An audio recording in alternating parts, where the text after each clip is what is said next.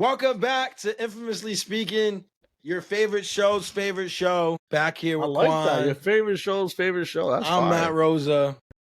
We're here to talk about some fantasy football tips, tricks, just some basic level understanding of how you can potentially win your league. I got a list. I want Quan to react to it. But before we jump into it, Quan, you had a shout out that you wanted to do. So I'm going to let you go ahead and get that off. Shout out to my boy Kenny at Fanatics. Sent the black and red. Look at that. That's tough. Fuego. That is tough. That's tough. The yellow one is tough too. Got the Chosen Ones Fanatics t-shirt to go with it. Got some merch headed his way. You know what else I was thinking? Because I didn't really do anything for my birthday last year. My plans was to go to DR, but anyways, 10/10 Friday evening, I'll be at Fanatics' house for sure. Wow. 100%. It's a movie. That's where I want to spend my birthday, enjoying a nice cigar. Shout out to Kenny too. The Chosen Ones pack came today. For those who don't know, $100. Get a subscription. Every month you get fire cigars. He switches it up every month. You get your money's worth off Wednesdays. Oh man, what a pack! I'm ready to smoke. I'm ready to talk some shit with my brother right here. Have some fun with this fantasy football. And we'll get it popping. We're gonna get it popping. Listen, man, that's a big deal. Let's just keep on the Fanatics subject for just a second. That's a big deal, man. Especially as you continue, like as we get older, birthdays are a big deal now, right? Because you're like, man, you start to treasure them more because you realize how quick just life flies by, especially when you're a parent. Because you see your kids, you remember when they was just born and you see them doing great things now. And so to say that, hey, I'm going to take this day where you're celebrating yourself to go head down there, man, that's major, bro. And that's just major to the vibes that are down there. I mean, listen, bro, I don't even smoke cigars and yet I'm wearing a hat, man. Because we talk about that place so much and we support the people who do awesome things in the community. You know, we hear about this all the time. I know Gmo said it a bunch and you mentioned it comes up a lot in the group chat, but how many people, and this is a challenge to everybody, how many people do you know that have a side hustle, small business, and they sell merchandise like this? They sell either t-shirts like we do or hats like Kenny got or t-shirts like Kenny got. And yet, and I'm saying this, I'm wearing a fucking polo shirt, but that's because I couldn't find my Infamously Speaking shirt. And we're not supporting that yet, but yet we'd go and we'd buy a $60 t-shirt supporting people that couldn't even give two fucks about us. So support your local businesses, your friends. Picture this as an Infamously Speaking t-shirt. Y'all know I'm always branded on the show, but my wife is not here. I want to get into that real quick. My wife is in Germany right now. I just dropped her off at Seattle yesterday. Shout out to my wife. And she's going to be gone for 2 weeks. So it's just me and the kids for 2 weeks. And I'm already in shambles.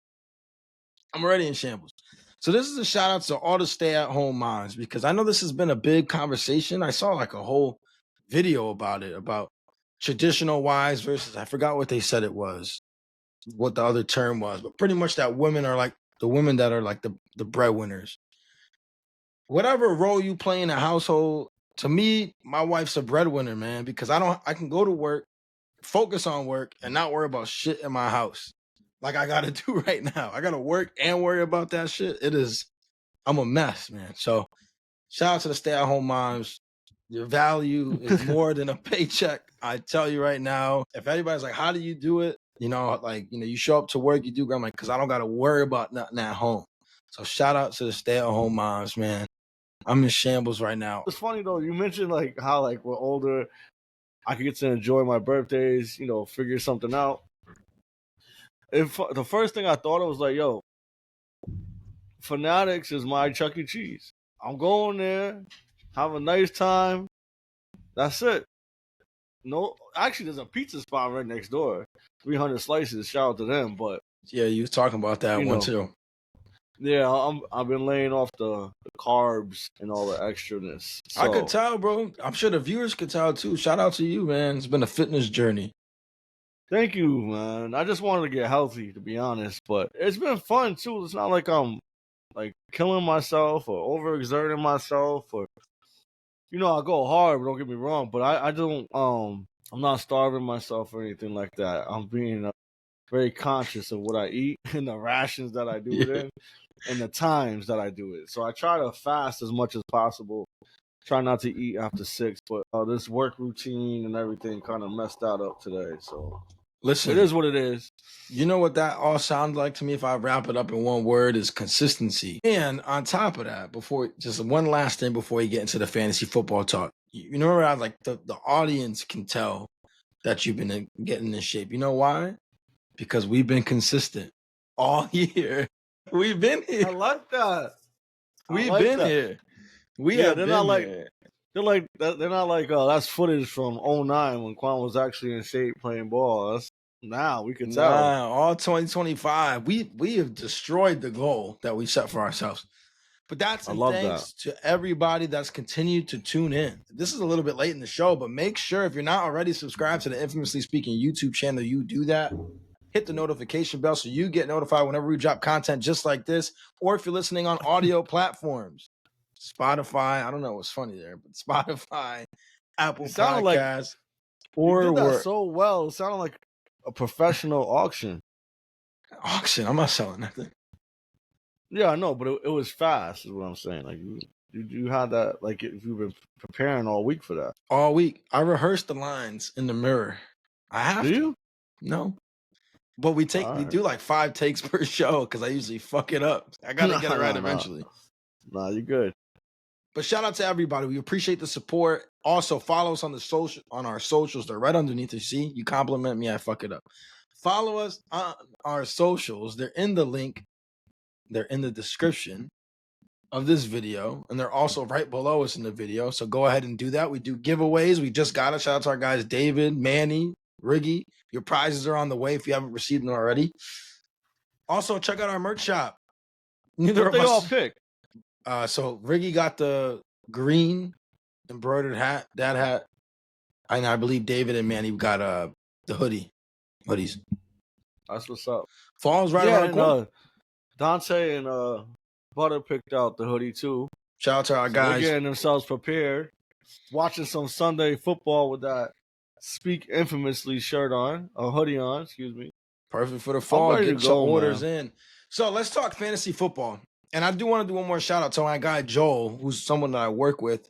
Came into the office, I believe it was last week. It was like, man, I was loving the podcast that you did over the weekend. Apparently he has this thing where he has these podcasts on rotation. When he mows his lawn, he goes and he listens to this podcast. And our podcast made it into his rotation show. Shout out to him. And he's telling me he's in a league this year. And he's looking forward to some fantasy football content. So here it is. He's glad the NFL is back, and so are we. And I got fantasy football expert Quan here, winner of a couple of leagues. He still hasn't put the banners up. I thought he was going to do that because he said he was going to do it. Yeah, no, I'm putting them up. I'm waiting to the next one because we got at least 2 or 3 more pods. Like pre-draft. But I can't just stunt when it's just you on. I gotta flex when that's true. There's some of my league mates on. So yeah, don't worry, you'll see it. I mean, I am a league mate though. What's your coworker's name? Joel. Shout out to Joel, man. I appreciate you listening.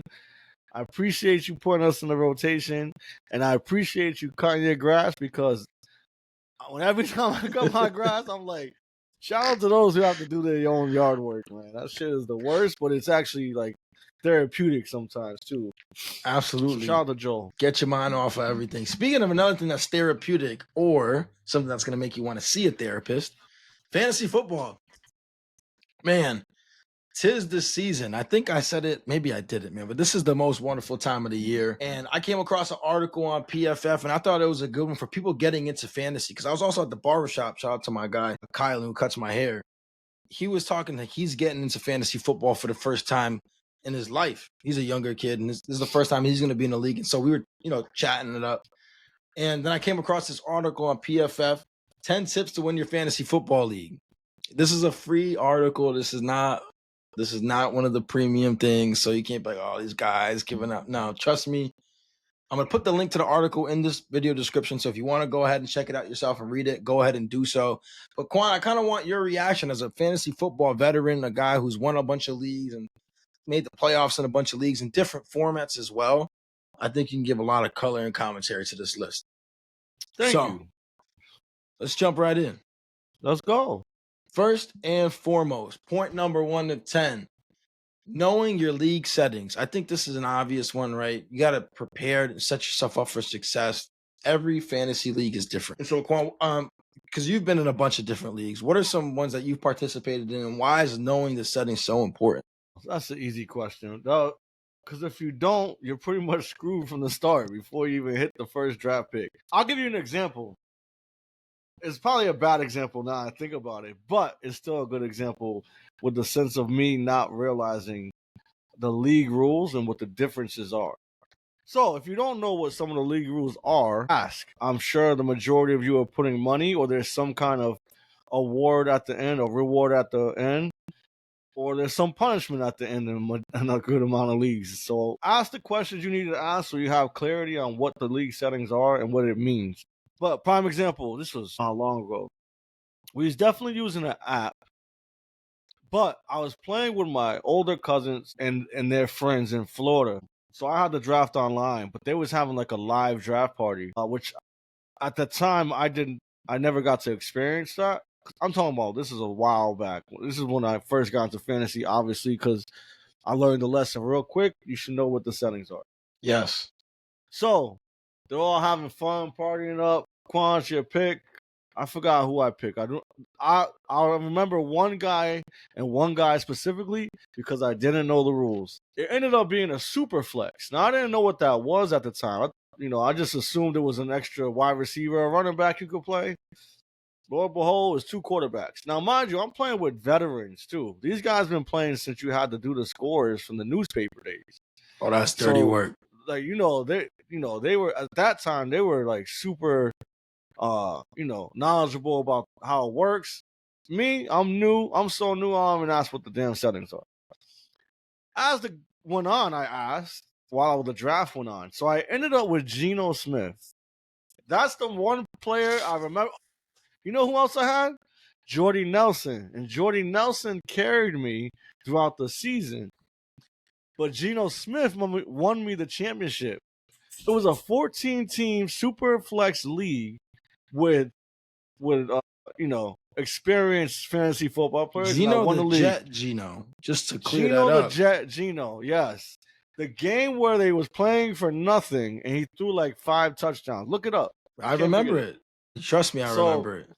That is the game that won me my championship. I didn't know the settings, so I really did get lucky, if I'm being honest. And I was a little smart because I had faith in Jordy Nelson in his prime year. So, know your settings, ladies and gentlemen. Yeah, absolutely. It gives you, makes the playing field even because I guarantee your league mates know the settings. Yeah, 100%, especially if you're playing with veterans. And I'm glad you brought the Superflex one because that's one that will vary from league to league, maybe the most common out of anything that's from what I've seen. And the way you draft in Superflex is completely different than if you were in just a standard 1 quarterback league. And another big one too is, for example, is PPR. So points per reception. That makes some guys extremely viable. And it makes some guys, if it's non-PPR, you wouldn't target them until really late in the draft. It might be someone that you try to float 1 week if one of your players is on a bye. So 100% agree. Knowing your league settings is foundational for success. Let's move on to number. Call out with the PPR one too. By the way. Yeah, I know. Didn't you say one year you did a touchdown league where only touchdown counted? Yeah, could have sworn using one of those. Touchdown league. Yeah, I did. Gmo does a touchdown league every year too. Those That's are a fun. tough one. Yeah, they are. It's not as exciting because you're really only banking on the players that are getting in the end zone. Whoever got Jalen Hurts cooked up. Jalen Hurts, James Cook, David Montgomery, the scalpers. They cooked up. I know. I watched I forgot who it was in the preseason.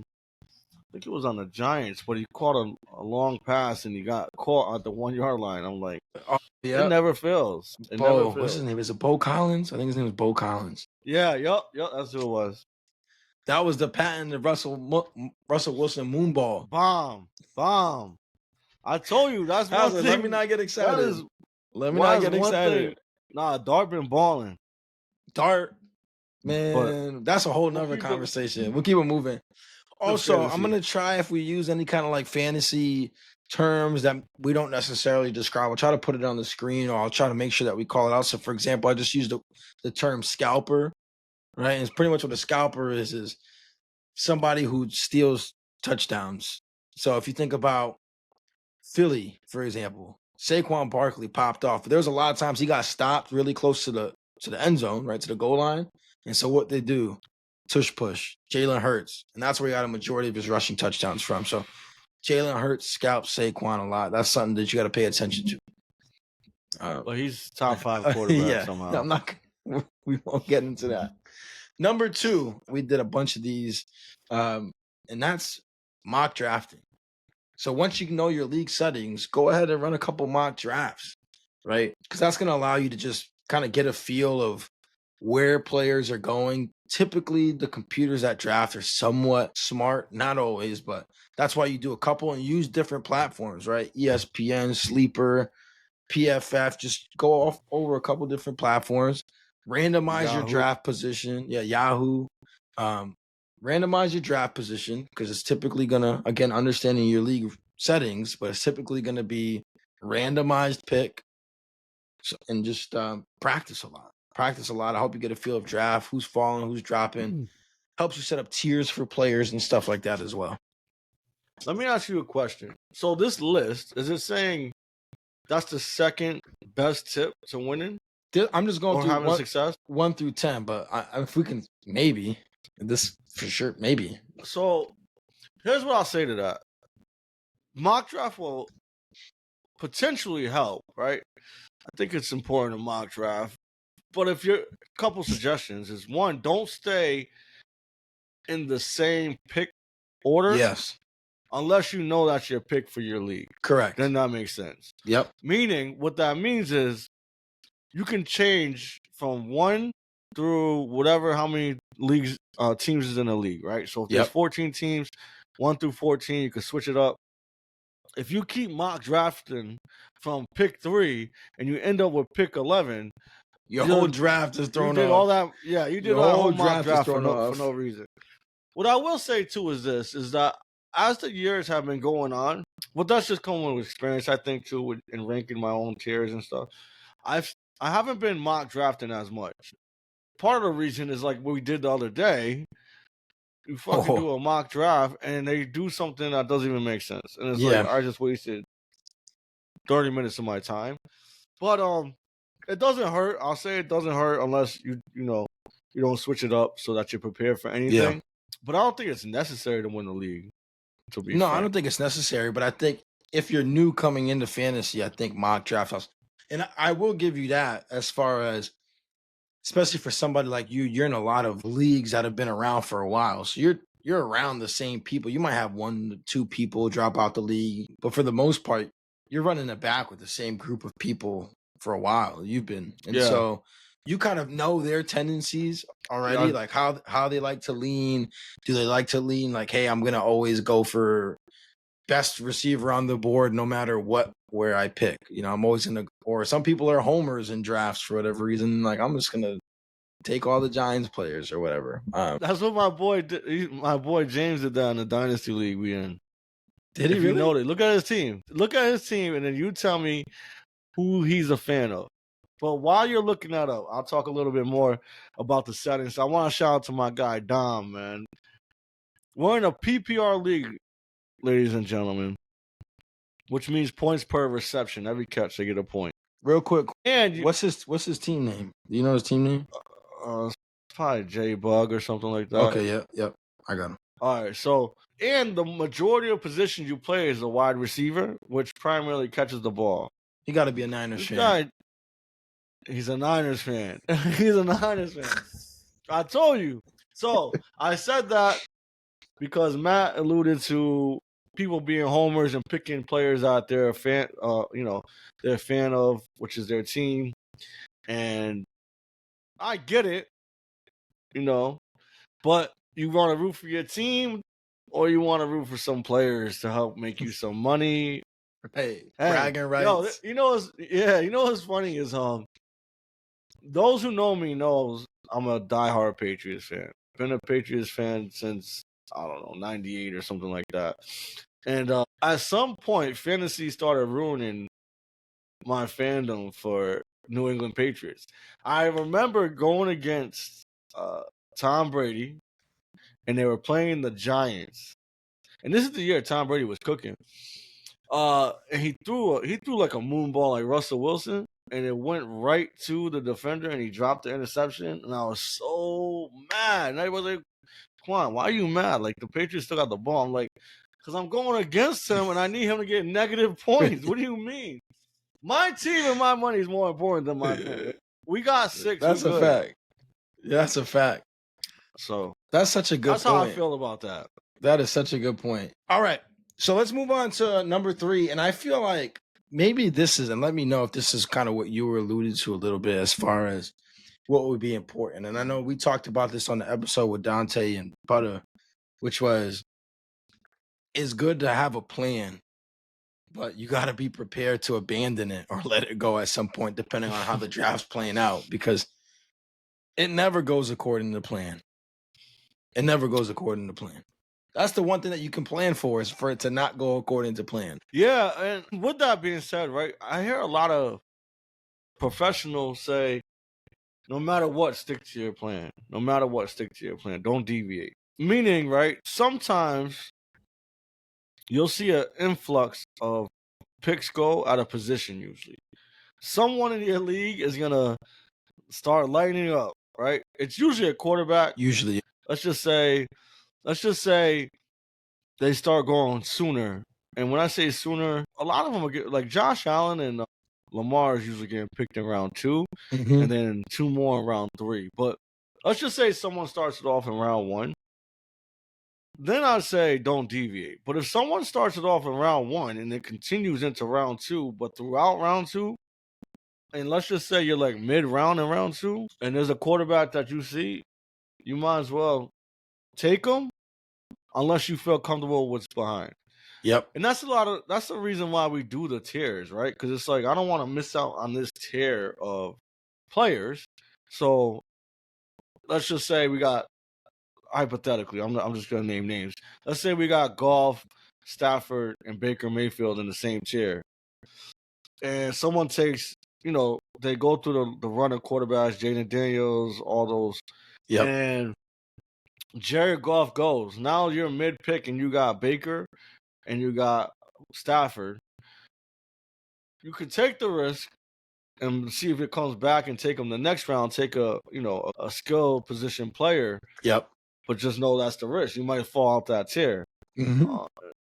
That's for you to decide. I'm not going to tell you what I would do, but yeah, that's some of the risks that you have to take. And you may have to deviate from your plan depending on how bad you want that player, which is something else we talked about on the last episode. How much are you willing to reach if necessary? So what's crazy is that 2 things. Number 1 is the next thing on the list was paying attention to positional runs, like you called out. So either you wrote the article, you got a crystal ball, I don't know what it is, or you're just a fantasy legend. But yeah, so that was a big one. You talked about the quarterbacks going, and that was literally the next thing on the list with that same exact example. So that's definitely important. But then another train of thought is, some people really strictly go by ADP, average draft position. And some people don't like to shy away from that. They're like, hey, no, a reach is a reach. And if I got to streamline a quarterback, then I will, especially if it's just one of those regular leagues where it's one quarterback. You might be fine starting a quarterback in tier 3, your tier 3 or tier 4, especially if that ends up being, let's just draw out a name, I don't know, in tier 3. I guess Baker would be a guy in tier 3. So maybe you start a guy in tier 4, maybe, I don't know, a Geno Smith, who's very capable. So some guys would be okay doing that. And you just kind of streamline and figure out a quarterback position, but you don't want to miss out on a talented skill position player. So I think 2 trains of thoughts there, but I agree with you. I tend to kind of be more like you know what, I'm cool reaching for a guy if I feel confident in it, but some people aren't. Yeah, like I said, I don't mind anymore. I used to and kind of stick to my ADPs that I have, but if I'm in the tier, I'm good. there's something that I'll say on another show. Teaser alert. Because I'm not sharing it on this one. There's too many sharks out there who I know is fishing. Blood in the water. Information. There's blood in the water. Blood in the water, like my man Dante says. Feel you.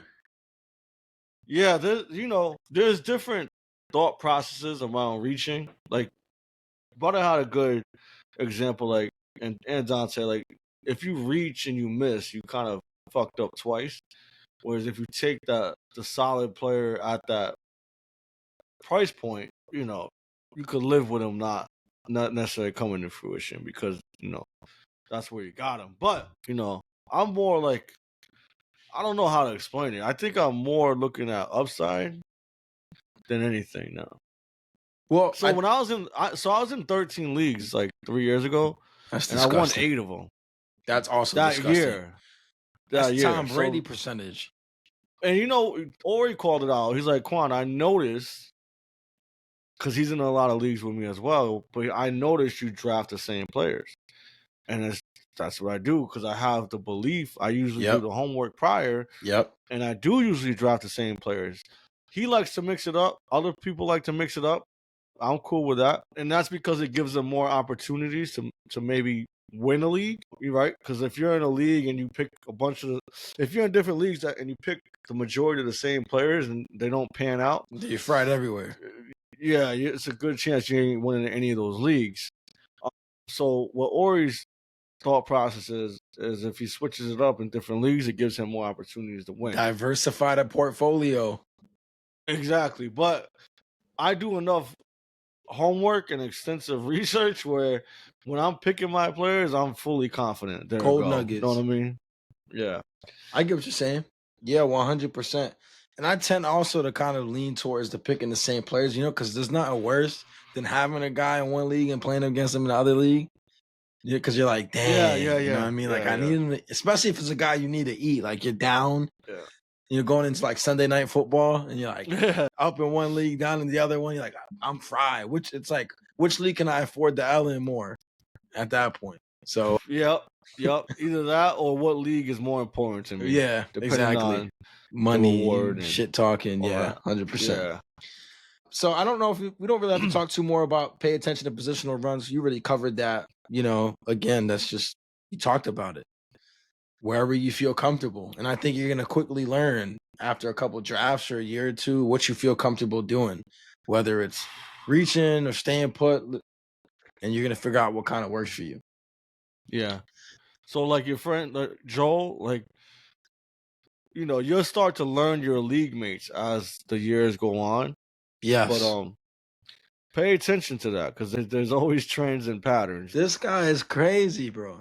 That's literally the next thing is pay attention to nearby drafters picks. Pay attention to your league mate. This guy is crazy. I promise you guys, I don't even know what's on this thing. Fantasy Don. You gotta pay attention, bro. Like when Dante and Butters, even Ori, it's like, damn. That's when I tend to reach the most, when they're close to me in the draft order, because I know if I don't, my guy's not coming back. Yeah, because they know he's shit. Not coming back. Yep. So, knowing who's in front of you, who's behind you, and like the turn and all that is key. It's pivotal.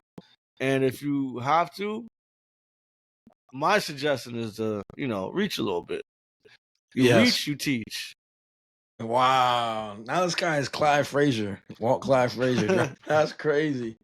No, but 100%. I mean, and you know what's crazy, Brett? You bring that. I learned that so quick in the Dynasty League is because I'm like, I had ideas, right? Just based on the leagues I've been off in the past where I'm like, all right, this player's probably going to go here. And the player doesn't go. And I'm like, because guys have done their research. Yeah. You know what I mean? The guys aren't taking household names. Because you're like, oh yeah, I could bank on this household name going. Even though he's been washed for 2 years now, people are still going to draft him because they remember him from the highlight clip they saw. Yeah. You know what I mean? Or what they saw on Sports Center. First round. Right. Yo, I got you. I got you. Keenan Allen going top 2 rounds. Aaron Rodgers is anything but a tiers 100 quarterback. If you get in a league with someone who does that, your chances instantly go up. Instantly. By the way. Instantly.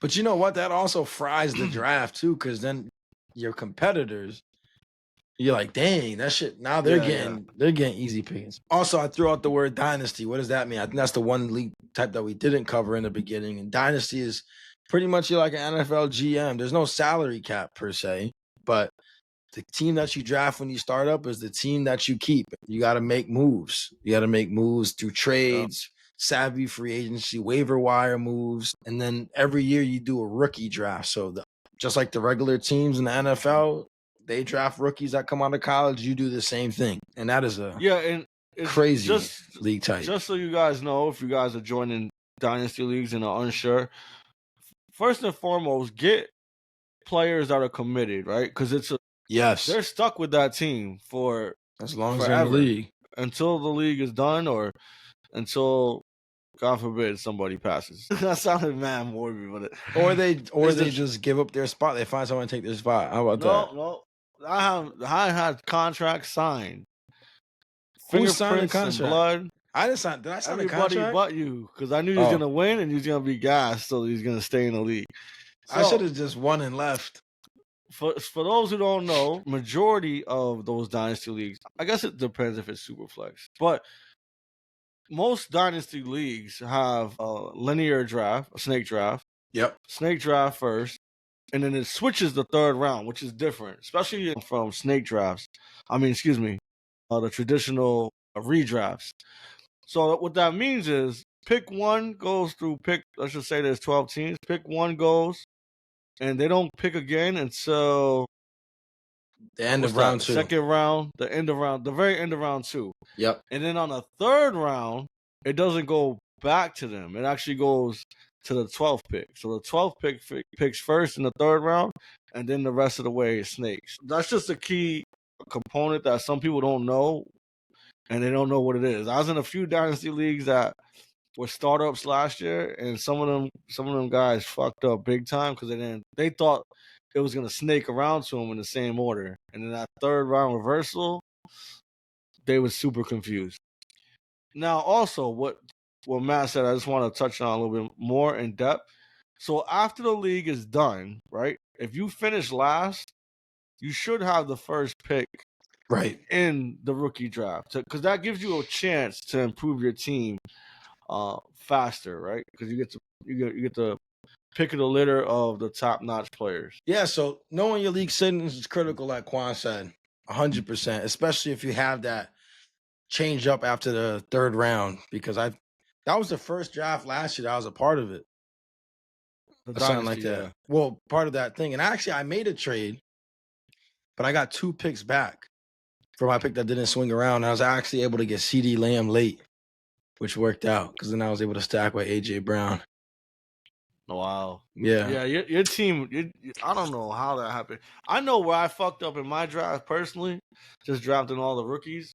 So my team's gonna be nasty in about 5 years, but it's gonna take some time. I actually was looking at my roster earlier today, and I'm like, I gotta. I'm not gonna say anything actually, because I'm sure people in this league, people in the league, listen.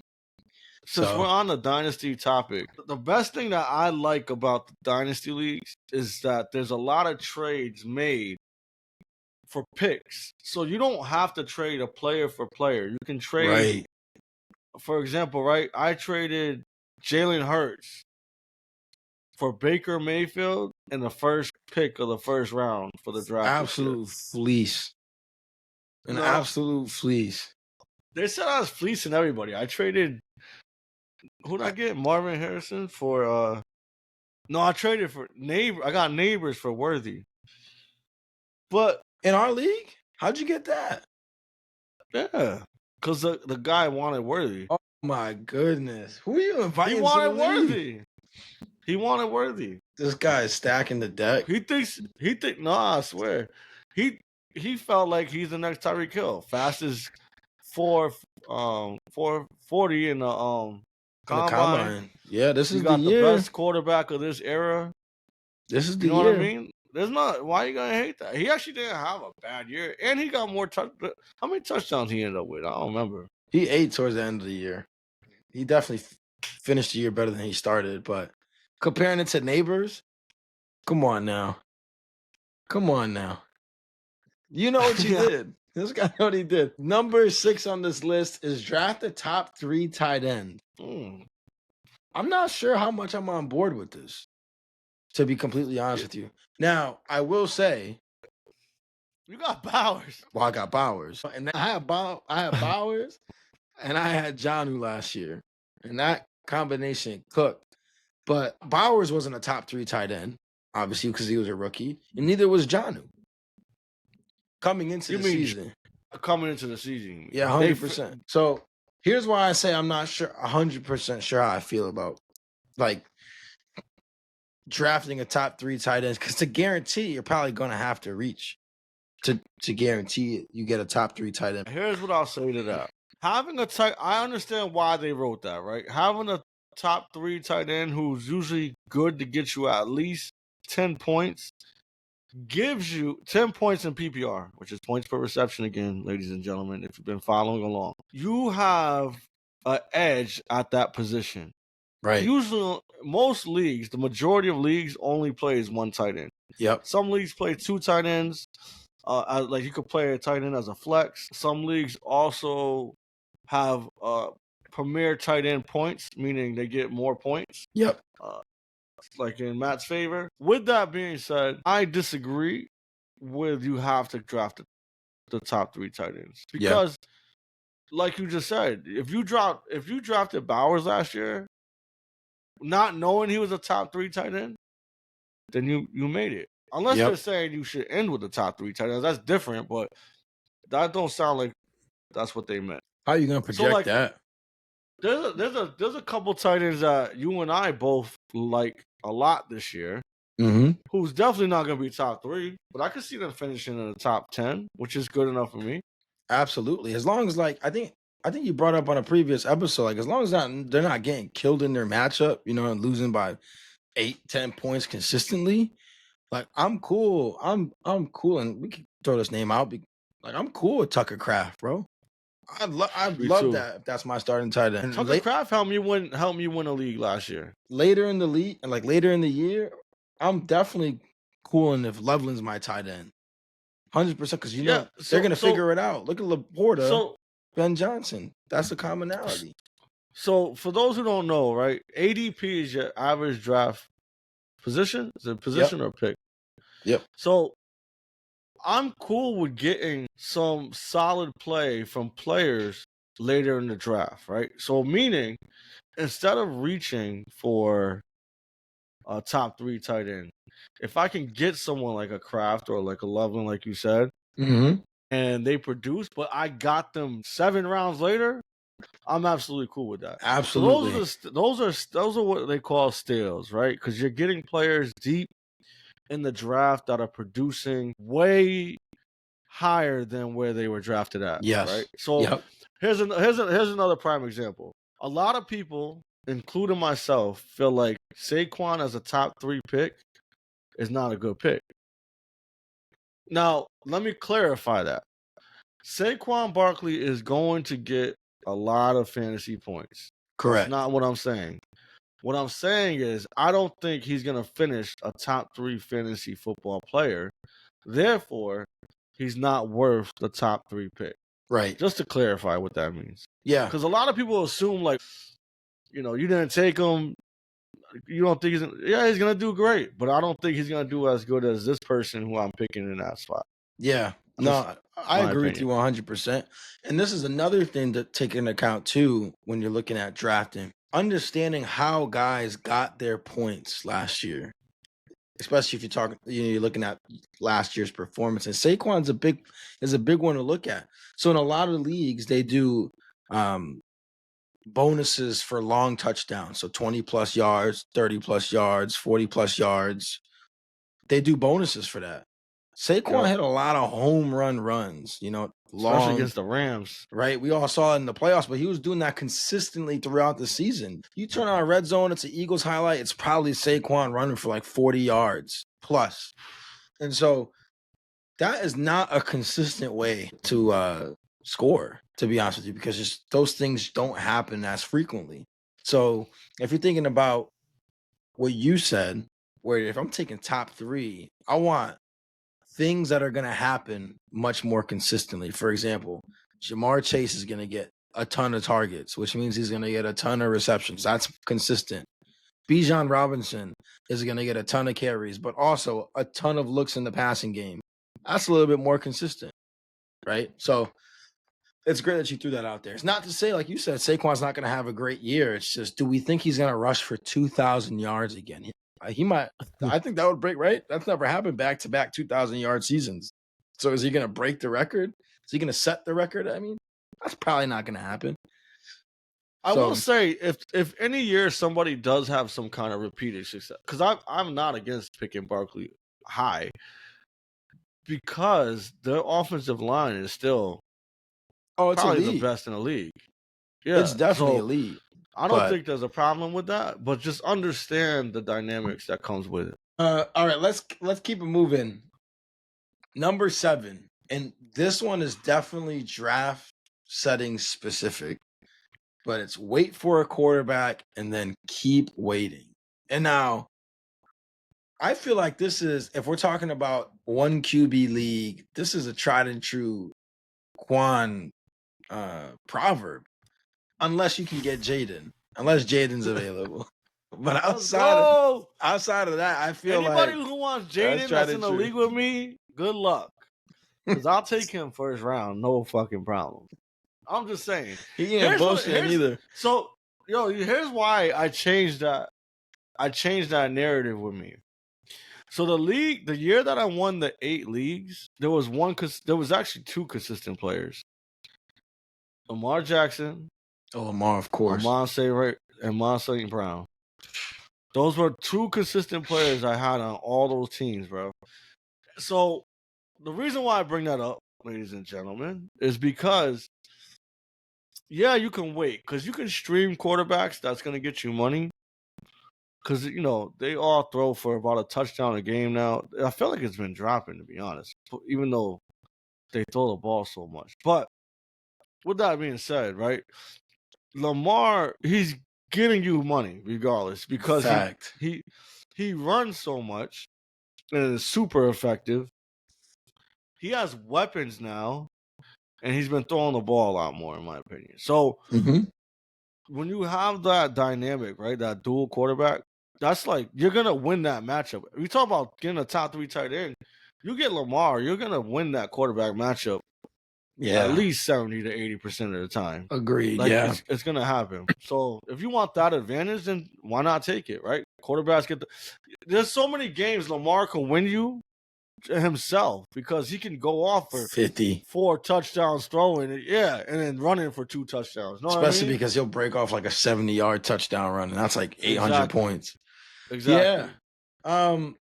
I tend to agree with you on that point, which is that if you can get one of the dual threat quarterbacks like that, so I'm thinking Lamar, I'm thinking Josh Allen, Jaden, then yeah, I'm cool with it. Outside of that, though, and also you're a streamer too. I'm also gonna throw in this guy, Jalen Hurts. You're a Twitcher. That sounds crazy. And I'm going to throw in Jalen Hurts just because we talked about him scalping a lot of touchdowns. Yeah, it's just money at that point. But outside of that, I'm not touching anybody really until that stream of quarterback starts going on. I'm like, dang, I really don't want to get stuck with Daniel Jones. You know what I mean? And again, just to go back and circle back, right? This is why you do mock drafts. So you can see, okay, if I take a Lamar Jackson in the second round, what does my team end up looking like? Yep. Right? And if you don't like your team, see what it's like if you wait to get a quarterback. That's the beauty of mock drafts. Let me throw another name in there, that group. Sneaky name for some rushing touchdowns. Don't do it. Who? Go ahead, who? You know where I'm going? No, I do, but I don't want to say it. It's your guy. I knew he was going there. I knew he was going there. Man, this is the year, bro. This is the year. it's funny because in the preseason he already had one, and then Dobbs had one, which Dobbs is not going to get one because he's not going to get. He's not going to play unless this guy gets injured. But to know that 2 rushing touchdowns from the quarterback happened already is like, yeah. And because they have a real down the field threat in Stephon Diggs, he's going to get plays where guys have the DBs have their backs towards him now instead of everybody looking at him. Because, Stephon can run more than like a 5-yard in. So, Drake May, man. Meals on wheels. So it's funny because here's what I'll say, right? And I was going to say this earlier when we talked about being a homer and picking players from your team. There was rarely any times when I had Patriot players throughout my fantasy career. I'm about to say, not now because they're ass, but when Tom was still even playing. then, I wasn't reaching for Tom. No, I swear. Tom was the only one that you could really draft, bro, because it was like everybody. I'm just telling you, everybody would eat, bro. I'm just telling you, like a family reunion. Everybody. That's eats. Usually when I was really streaming because there wasn't dual quarterbacks in the league like that. That's fact. So I was always streaming the quarterbacks. I'm just being honest, right? So I'm just telling you the truth. With that being said, Cam probably the only one, right? Yeah, I think I did draft Cam too, which is funny. That MVP season? I lost that. No. I'm sorry. I thought you meant for me drafting Patriot players. Oh, you when he was a Patriot, I drafted him. Yeah, and he started out hot. He started out hot, and then he fell off real quick. No disrespect, Cam. I don't want no smoke. Nah, you're talking too much shit.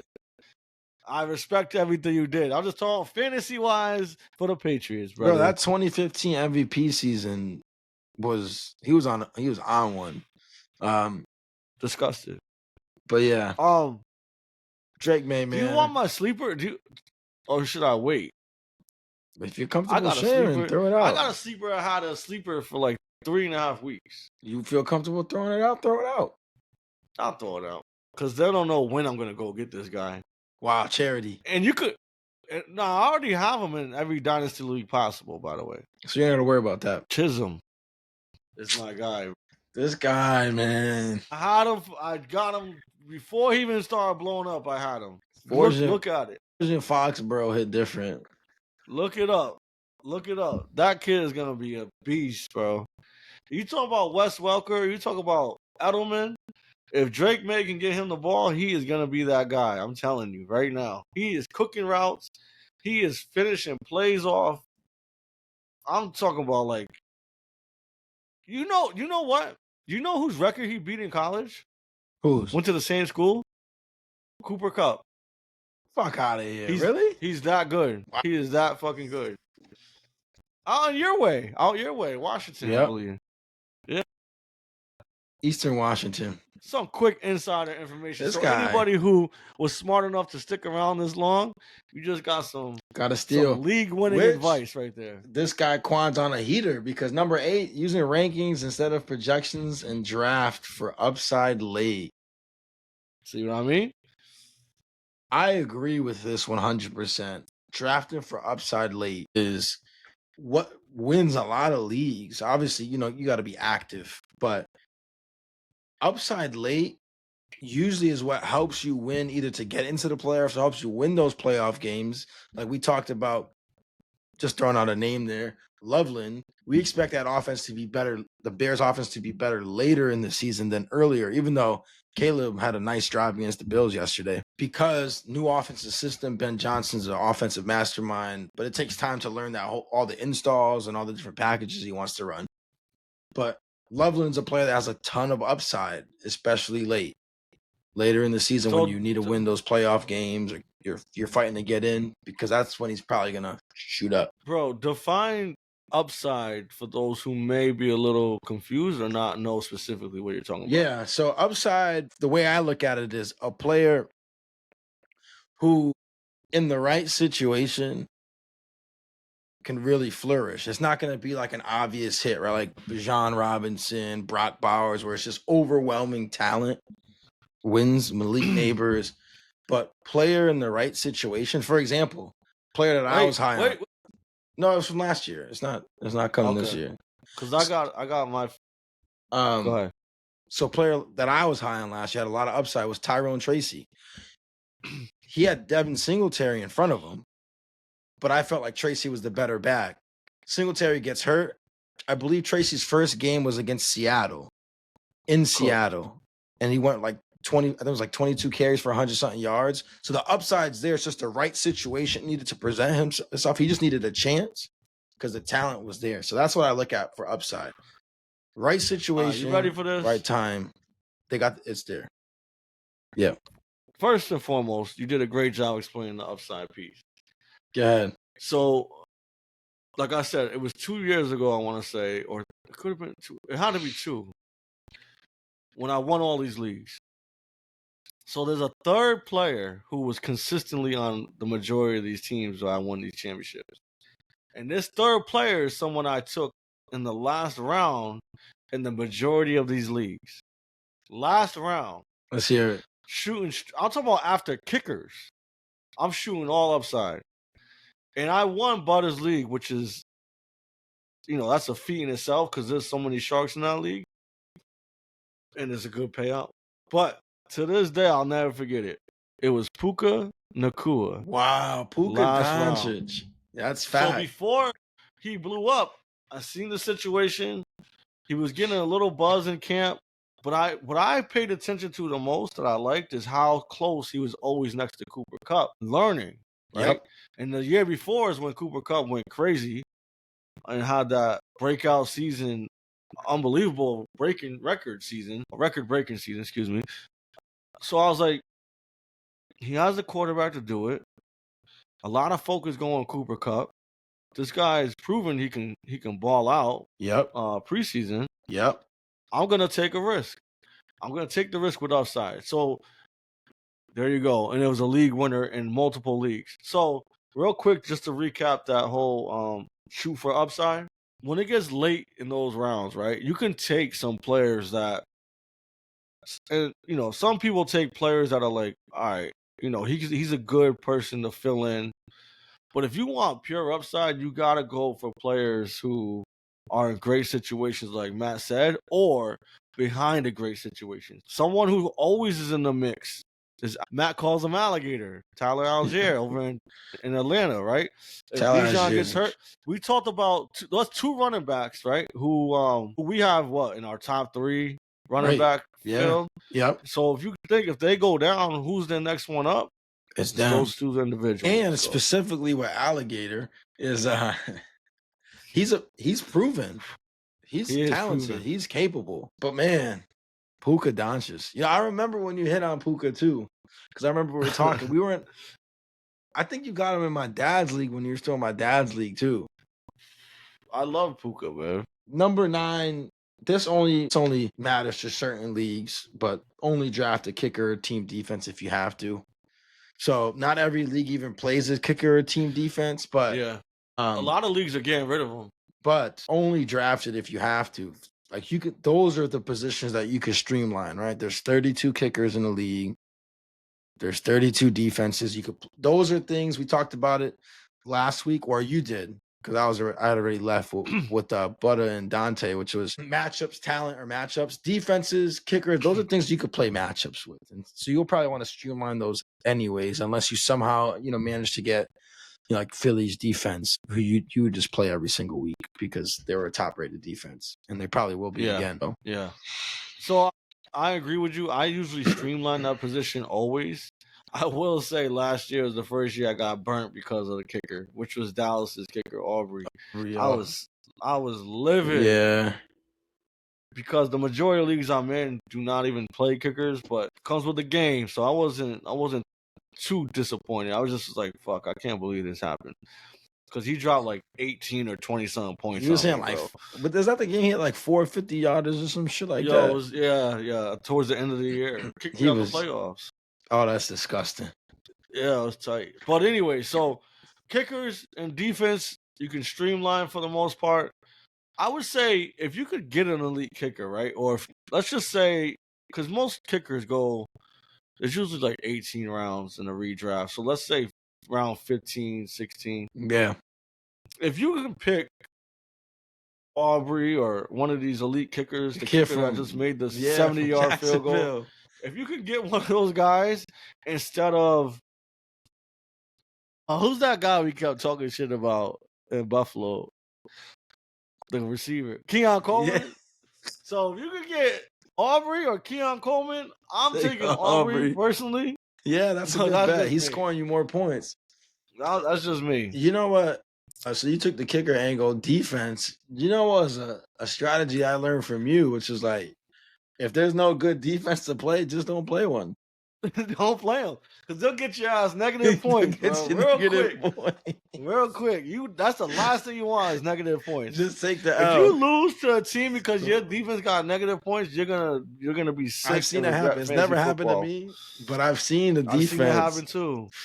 They get you like -2, -3, and that's enough. That especially via competitive leagues, that will lose you a matchup.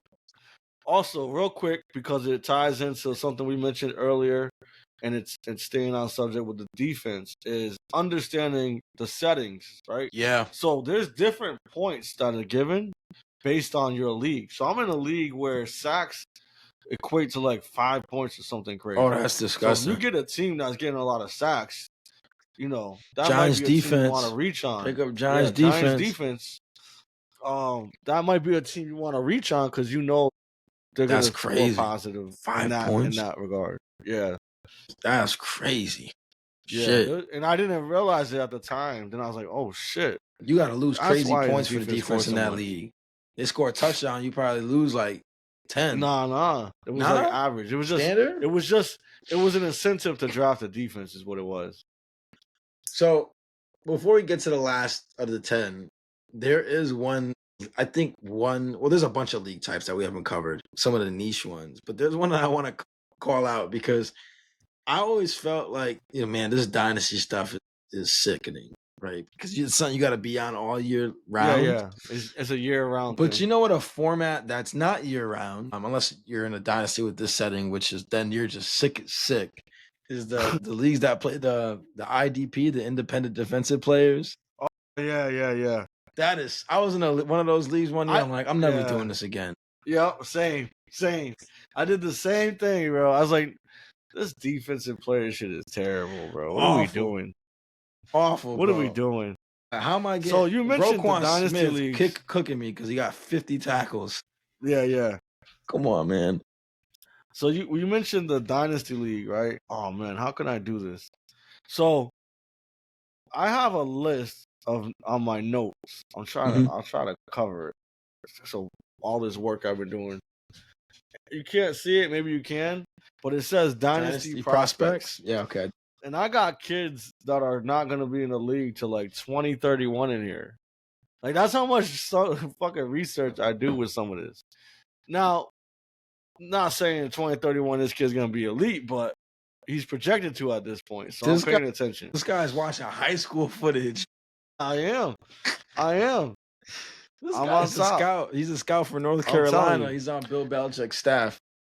There's one league I also want to do, and hopefully our viewers can, we can talk about doing a league with our viewers and our fans.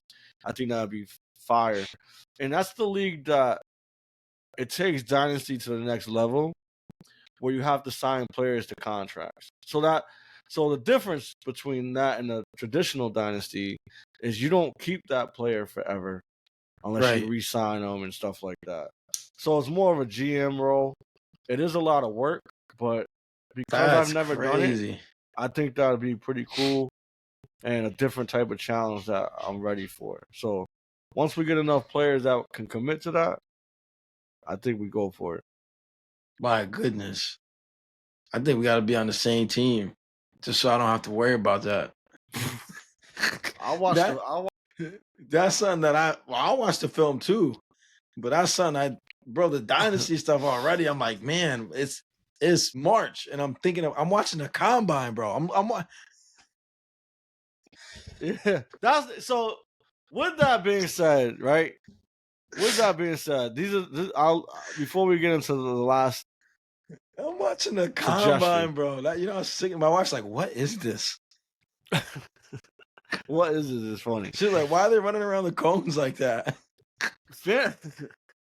Fantasy football gives us an extra layer of enjoyment for the game. right?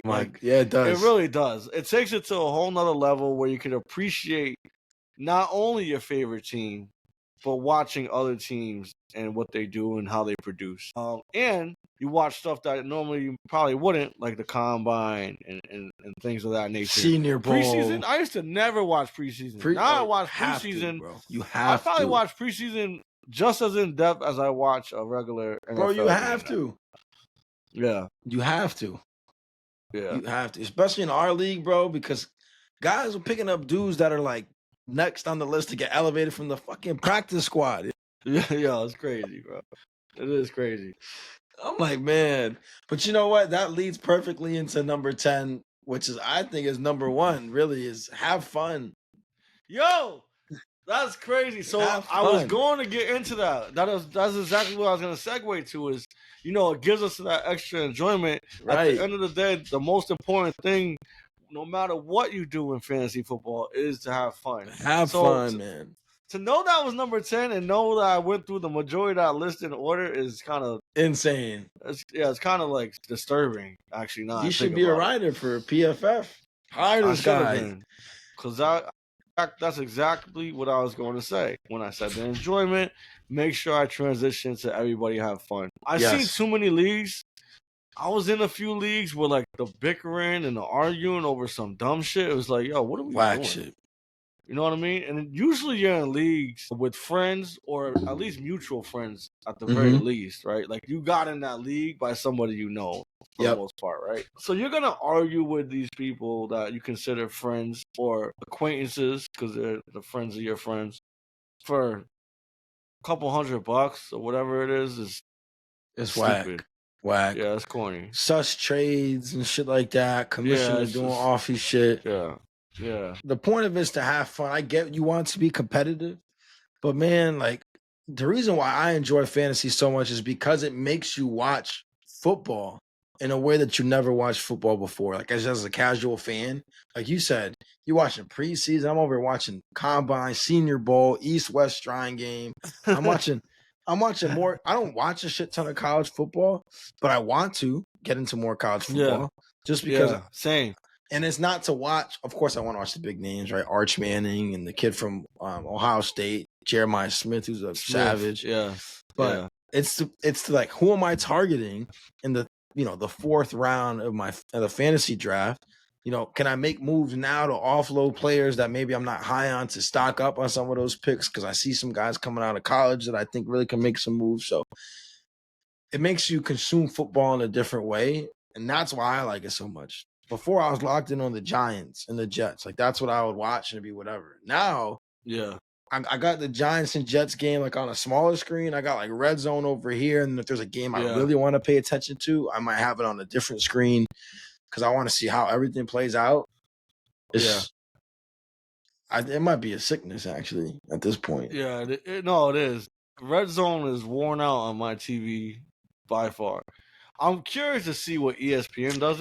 I hope they don't fuck that shit up, man. But I really hope they don't fuck it up too, bro. Because Red Zone was everything for the last, I don't know what, 5-10 years, whatever it's been. But hopefully they keep it intact, and I can stay watching that. But I do also enjoy watching actual footage, breaking it down after, right? Like really breaking it down, so I can see who I have to, put on my fab for. My question is, who's the next Marvin Harrison of this year? Who's the Marvin Harrison of this year where you're dissecting every route? And who's the unlucky Kyler Murray of this year? Fucking Kyler Murray, bro. I'm surprised that when we did our quarterback rankings, you didn't have him lower than like Daniel Jones. No, I can't. You know what's crazy is we talked about dual threat quarterbacks and we did not even mention him. We didn't even mention Kyler. And he loves scampering around with his little legs, running mad funny, bro. So I'm surprised that tip's not on there. That tip should be on there, which is you should always be negotiating. Before the draft, during the draft, after the draft, you should be negotiating. Always. Understand who people like, leverage that.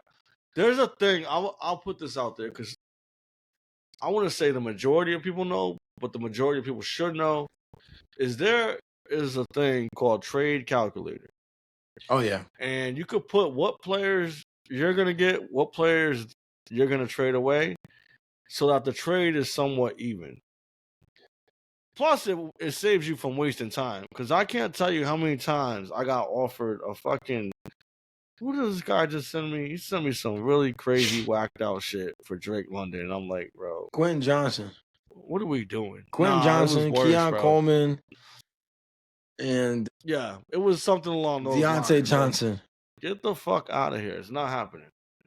But, again, use the calculator. Try to make it fair. Because if you do it too uneven, there's a great chance that trade's not going to go through. Yeah, it's going to get flagged. While we're on that subject, if someone offers you a trade, either say no, because you don't want to get rid of the player at all. Yep. Me, all my players are available, but for the right price. Correct. So, if it is someone that you're willing to part ways with, just send them a rebuttal. Absolutely. Even if you think it's too much, if that guy wants that player for whatever reason, you'll make the move. You might be able to make it happen. Exactly. Yep, I agree. So, also, if I wanted Lamar, I actually tried. Never mind. Go ahead. No, I was just gonna throw. You don't want to be the person you don't want to burn the bridges, man. Especially if you're in a league where you're gonna be with people for a long time. You don't want to be known as the guy that doesn't make any trades, because people just want to approach you. Yeah, like, he's not gonna trade it. He won't trade. Yeah, no, he won't trade it. There's a lot of people in leagues I'm in like that, and it's like I'm not. And I feel that way, but like I'm not gonna even bother, bro. Yeah.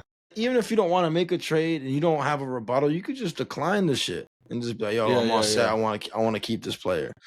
Don't be the person that leaves the shit pending open. Don't be that person. Yeah, that shit's terrible, bro. But that segues into another point, which is, and I'm surprised this isn't on here either, is the team you draft should never be the team you end the year with, ever. Mm-hmm. I mean, I'm willing to bet a lot of money that has to be one of the most rare occurrences in fantasy football, that you win a league with the same exact team that you drafted. Guys get hurt. Guys who you thought were going to hit don't hit. Guys that don't get drafted end up hitting. I mean, like you said, Puka might not have gotten drafted in a couple leagues, right? When he first broke out. Another guy, Adam Thielen, right? He's a guy that waiver wire when he first was coming up with Minnesota. Yep. You're gonna miss out on great talent for almost nothing if you're not working the waiver wire. So don't be that person. Work the waiver wire. Don't be afraid to make some moves because you're concerned that you might have to cut somebody that you drafted. If the shit didn't work, take your L's early. I agree. And if you what you can do a lot of times, right, is when you pick up a player off the waiver wires, that's all trade bait. Yep. I'm a big guy. I love making trades because what happens is usually you have somebody who's not winning games, right? Like they might have a great player, but the rest of the roster is kind of like mid at best. Mm-hmm. But if they have a Lamar Jackson, right, and then they got Keon Coleman and Quentin Johnson and all these players, right, you could potentially get Lamar for some, I want to say average, above average players, or someone you took off the waiver who's starting to get more touches, starting to get more looks, and starting to cook up, right? Just some words of advice, like Matt said. Don't be that guy who don't make trades or don't pay attention to the trades. Yes. And doesn't hit the waiver wire. Yes. I love that you called out paying attention to the trades, because that's also important.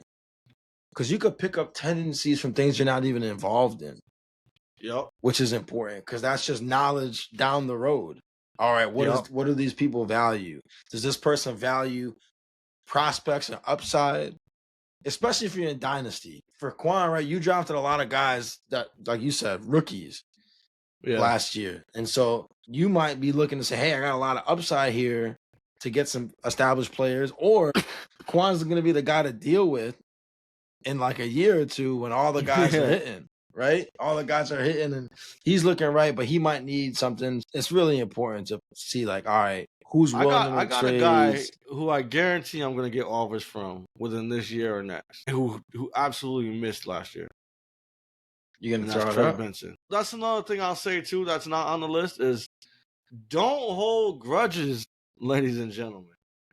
I get it. Hold on. Before you get, I feel like this is like an advanced stuff now. Like we covered the basics, right? Like this list was kind of like, all right, I'm getting into a league. Your introduction to the league. Yeah. Like, and I feel like cutting it off at the waiver wire one is important, right? Because you should know that in your year one.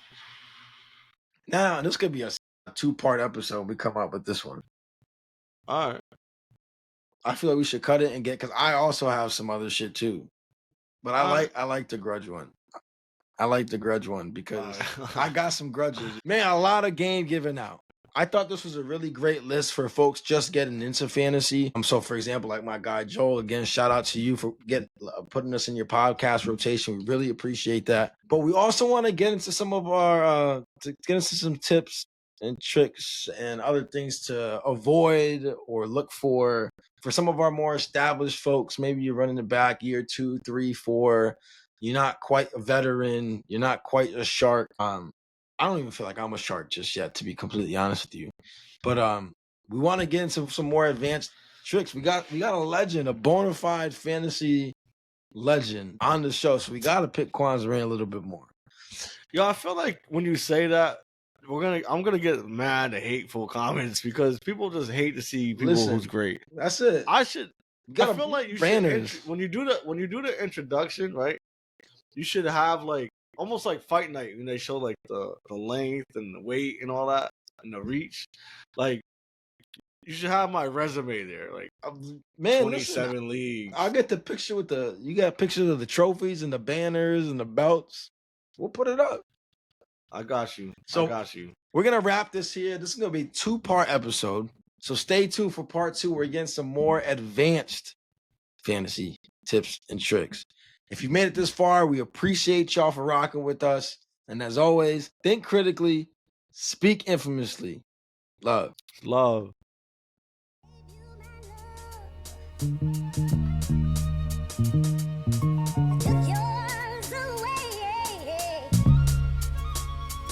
What